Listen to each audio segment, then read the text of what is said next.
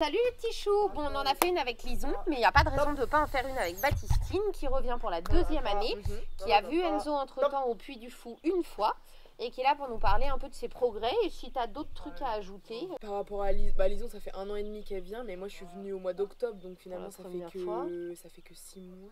Ça fait que 6 mois et en 6 mois, il y a des progrès de dingue. De dingue. Mais quand je dis de dingue, c'est que là c'est dingue. Même rien qu'au niveau de la communication. Pour toi, c'est le progrès numéro 1 ? Je pense oui.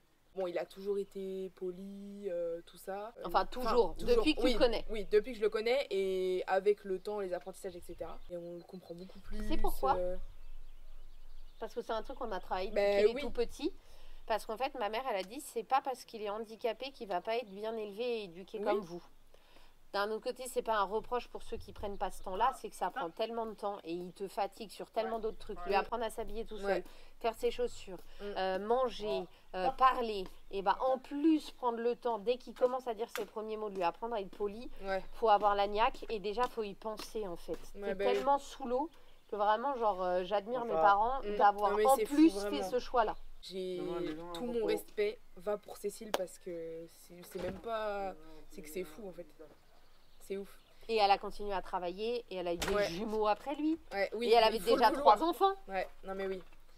C'est fou et qu'est-ce que je pourrais dire d'autre ? La communication c'est quand même le plus gros point. Après il a appris des nouvelles tâches. En communication. Quoi précisément ? On le comprend plus. Quand donc il articule mieux.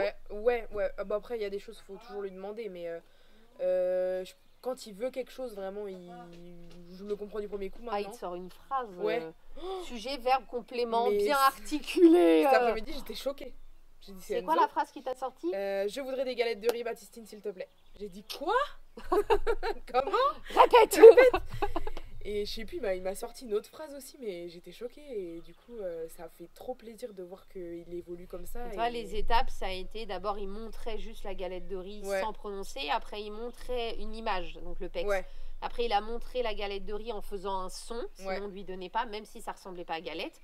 Après, il donnait l'image en disant galette. Après, on a arrêté les images, donc il a régressé, il a recommencé à se taper, il n'a pas communiqué, avant de réintégrer qu'en fait, juste s'il dit galette, il l'a. Après, galette, s'il te plaît. Après, je veux une galette, s'il te plaît.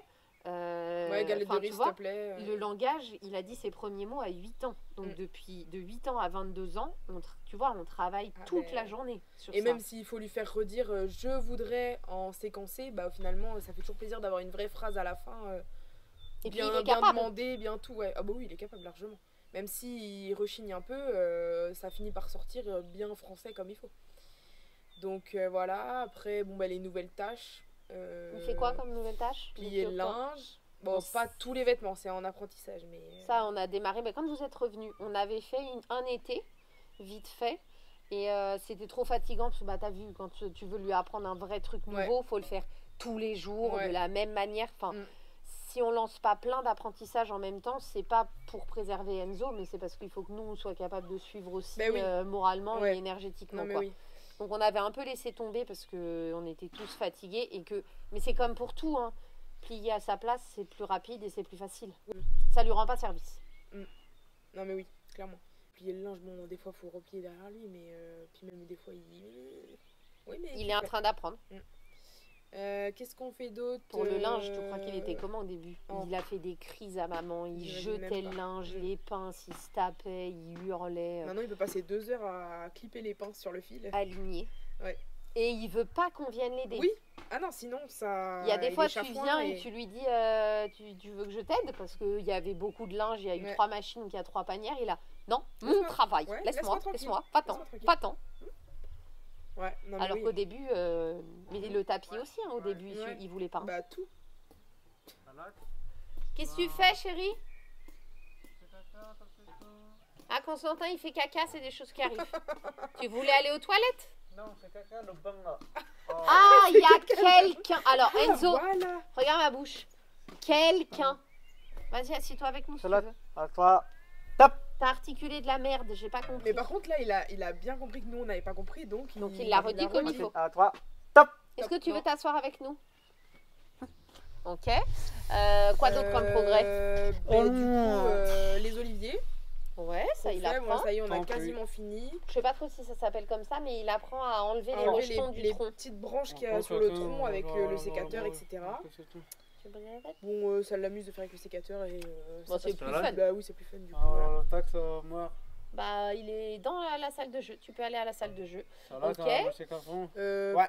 Il mettait déjà la table en octobre, c'était en cours d'apprentissage. Il mettait la table, mais... Il mettait 1 heure et il fallait derrière son cul. Mais après, on met toujours les sets de table, combien est-ce qu'il en faut, et après il met la table, mais ça va un peu plus vite. Ça, c'est plus dur de le... parce qu'en fait, c'est pas compté. Si, il s'est compté, mais... Ouais. Il s'est compté 1, 2, 3, machin. Si tous les jours, il y avait que 4 personnes, ouais, il saurait. Et tous les jours, ça change. Un coup, il y a les grands-parents, un coup, je suis là, un coup, maman est pas là, il y a Mathias, vous arrivez. C'est jamais le même nombre. Ouais, donc pour lui, c'est compliqué. C'est un peu dur. Ouais. Même lui, on lui dit, mets la table pour 4, il va sortir 18 verres. Du coup, bah, ça va pas. On fait enlever la chaussette à l'autre. Enlève tes chaussettes si tu veux. Mais c'est déjà pas mal. Les légumes, il savait déjà le faire. Toi, top. Arrête de répéter en boucle. Se laver. Bah, parce que c'est dans la salle de bain dedans. Donc il y a toujours quelqu'un à côté. On est toujours obligé de surveiller. Ça, je pense que c'est quelque chose. Pose ici, tu veux que je fasse quoi avec tes chaussettes sales? Pose. T'as trempé. Oui, bah t'as transpiré. C'est mouillé. Trempé, c'est plus que ça. À toi. Tu arrêtes de répéter en boucle la même phrase.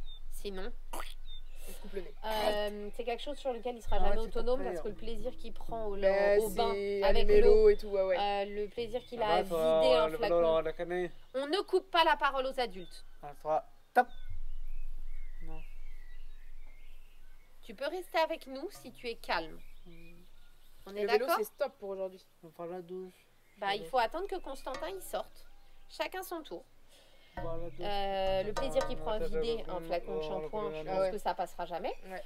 Et ensuite, il y a le côté, comme un enfant de son âge mental, de faire ça et ça y est, je suis lavé. Donc on le lave plus, mais on est toujours obligé de surveiller, de lui rappeler de faire partout. Ça, je pense qu'il gagnera pas plus. Comme avec les liquides vaisselle, la chasse d'eau, le papier. Il a un problème avec l'eau de toute façon. Comme les enfants finalement. C'est fou ça. Bah, il a 2 ans et 8 mois d'âge mental. Même si on a fait un travail énorme, ce que les gens ont du mal à réaliser, c'est que l'autonomie, c'est le résultat de tout ce qu'on lui apprend à faire par lui-même. Mais qu'un enfant en bas âge peut très bien faire si le monde est adapté à sa taille et qu'on prend le temps de lui apprendre.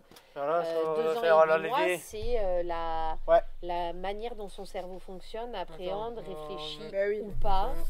C'est tout ça en fait. Et là, pour le coup, il remplit les cases. Tu peux pas le laisser tout seul, il est imprévisible, il n'a pas de conscience du danger, il répète les mêmes trucs. Par rapport à tout ce qu'il sait faire à côté, l'eau, finalement, s'il y a que ça à surveiller, enfin, s'il y a que ça temps, c'est rien à côté de tout ce qu'il fait. Quoi. De tout ce qu'il sait faire maintenant. Tout ce qu'il sait faire maintenant, Et je me dis, plus les années passent et plus il y a des tâches, et c'est ouf, quoi.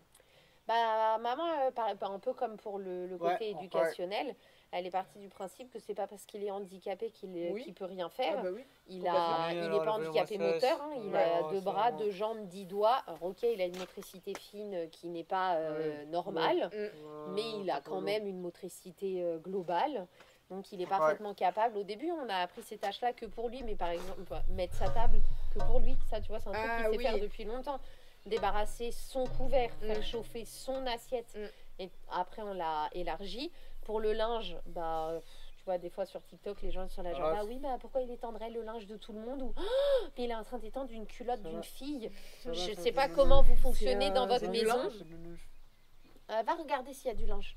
Mais nous, on est entre 6 et 15 à la maison. On s'amuse pas à faire des panières de linge séparées. Le linge de tout le monde est lavé en même temps. Le linge de tout le monde est mis à sécher en même temps. Donc c'est Enzo qui l'étend et qui le ramasse. Et on le plie tous en même temps. Et je plie les culottes de Baptistine. Elle plie les miennes. Enfin, c'est la vie en collectivité. Mais oui, et il n'y a aucun problème avec ça. Enfin, moi, je vois pas... si pas tout le monde devrait faire sa lessive, mais on s'en sortirait pas. Hein. Si tout le monde devait se faire à manger même. Ah bah non, donc voilà, c'est pas parce qu'il est handicapé, il est dépendant à vie, il vivra avec nous à vie. Tout ce qu'il sait faire tout seul, c'est une corvée en moins pour nous. Oui, finalement...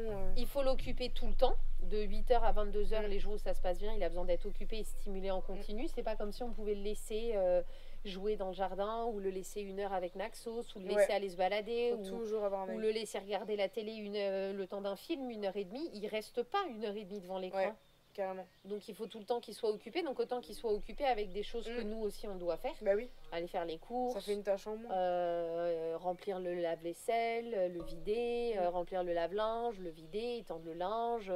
Le jardinage, c'est un truc, tu vois, on fait ensemble, c'est pas un truc qu'il fait tout seul. Ouais.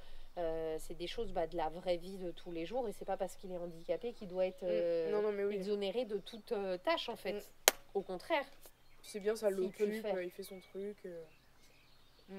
Il gagne en autonomie, et quelque part ça crée un cercle vertueux, dans le sens où au début on avait commencé avec faire chauffer sa propre assiette, faire son propre lit, des trucs comme ça, pour qu'il soit autonome lui-même.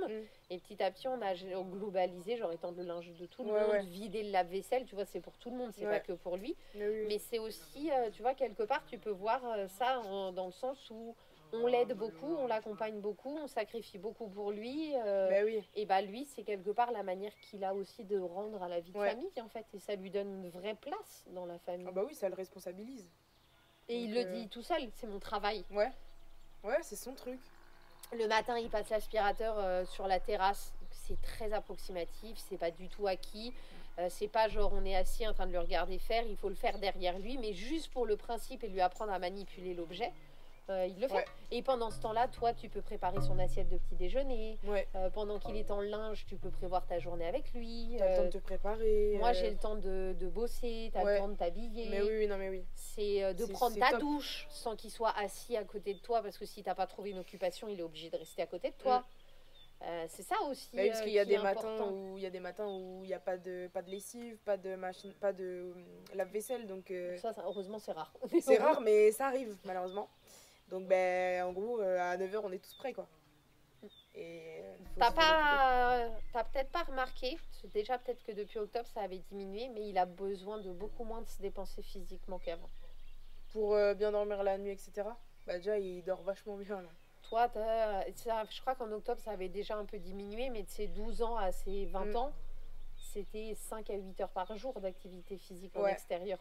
Pour espérer qu'il dort. Parce que même au mois d'octobre, c'était plus. Quand je demandais le matin est-ce qu'il a bien dormi, non, il s'est réveillé 2-3 fois, voire plus. Et là, tu vois, il fait une petite balade le matin de 2 heures, il en fait une le soir. Et il est beaucoup moins en extérieur à faire du vélo et tout. Il en a moins besoin. Genre, il a vieilli. Et c'est un truc qu'on n'avait pas du tout anticipé. Et c'est grave cool parce que nous aussi, on vieillit. Et l'énergie qu'il a. Faut le dépenser. Mais même il y a des fois où on s'en va juste marcher 2 heures. Quand il rentre, je suis fatiguée. Avant, jamais il aurait dit ça. Avant, on pouvait le sortir, mais loin, très très loin. Il revient, il pouvait refaire la même randonnée. Je dis, mais le nombre de fois où il rentre à 18h et où tu sens qu'il est encore un peu tendu, qu'il en a sous la pédale, et on va le mettre 1 heure au tapis à 6 km/h, et il l'a fait. Alors que le mec, il revient de 5 heures de promenade. Non, mais oui, c'est fou, vraiment. Là, il a c'est un organisme. Il en a plus que la moyenne, mais ça a quand même vachement diminué. Parce que maintenant, du coup, on avait les oliviers à faire. Des fois, il faisait 1 heure de trèfle ou un truc comme ça. Et du coup, on avait moins de temps pour sortir. Rien que pour aller à la plage ou des trucs comme ça. Et là, oui, c'est vrai qu'on fait on sort moins. Et finalement, il est plus fatigué que quand on sortait plus, quoi. Il a vieilli. Ouais, c'est fou. Ça, c'est trop cool. Rien à voir, mais genre, manger une moins grosse cuillère. Il mange plus doucement. Ouais, il mange plus. Bon, du coup, ça prend pas plus de temps. Mais... Au moins, avant, il se goinfrait, il prenait des grosses cuillères. On n'a pas trouvé le bon équilibre encore. Avant, il mangeait en 10 minutes chrono. Il gobait. Il gobait son assiette. Et il pouvait gober 15 assiettes. Le trouble de l'oralité, le fait de ne pas bien mâcher, tout ça, c'est souvent lié à l'autisme. Et là, maintenant, il mange un peu trop lentement. Ça dépend des fois. Ça dépend des fois, parce que des fois, je le topais, il prenait de ses trucs. Je dis, mais doucement. Tu vas t'étouffer. Franchement, qu'il ait jamais fait une fausse route, c'est un miracle. Et je sais pas si c'est parce qu'on n'a pas eu l'occasion encore, mais avant, il pouvait bouffer vraiment 15 assiettes. Maintenant, une assiette et son dessert, il est rassasié. Je sais pas déjà, maintenant, il a plus souvent un dessert, comme il dort mieux, qu'il est plus sage et que c'est sa récompense. Plus de surprises, etc. Et ensuite, je pense qu'il a trouvé un équilibre. Et après, il sait que toi, il t'a testé au début, par exemple, genre j'ai encore faim. Il n'a pas de vraie notion de satiété. C'est aussi fréquent dans l'autisme. Et du coup, il la teste avec toi. Tiens, Enzo, c'est ton pyjama. Tiens. Et tu mets tes chaussettes au sale? Ouais. Cool. Est-ce qu'on dit ouais quand on est un gosse poli? Attaque de bisous. Crasseux. Allez, on y va. A plus, Gueux. Attends, il part avec sa gonze. Dis coucou. Je sais pas non plus. Je suis une mauvaise cadreuse. Ben voilà. Est-ce que t'as un petit truc à ajouter? Bah, c'est très agréable de partir en balade avec lui, enfin de travailler avec lui entre guillemets. C'est du travail. Bah oui, parce que finalement nous aussi on est des aidants même si on est là qu'un mois. Et c'est vraiment très agréable. Vous êtes vraiment des aidants, vous êtes bénévoles. Oui, on est bénévoles. On a nos petits brassards jaunes là. Et c'est vraiment très agréable d'avoir un Enzo comme ça qui progresse et qui communique et c'est trop bien. Déjà qu'il était adorable, hyper attachant, mais là... C'est pour ça que t'es revenu. C'est encore mieux. T'es venu nous voir au Puy du Fou. Évidemment. Impellément. Est-ce que tu crois il n'y a pas eu de progrès sur la prononciation de cette phrase? Évidemment, il a un peu de mal. Mais il y a d'autres progrès. Ça, c'est comme quand il se tient la bouche pour... tu l'avais expliqué. Pour articuler. Pour dire certains mots. Bon, des fois, on lui apprend des bêtises. Donc... Ils sont en train de lui apprendre à dire meuf. Par contre, ça maintenant il le dit. Mais il comprend vite. Les bêtises, pourtant, il assimile beaucoup plus. C'est drôle.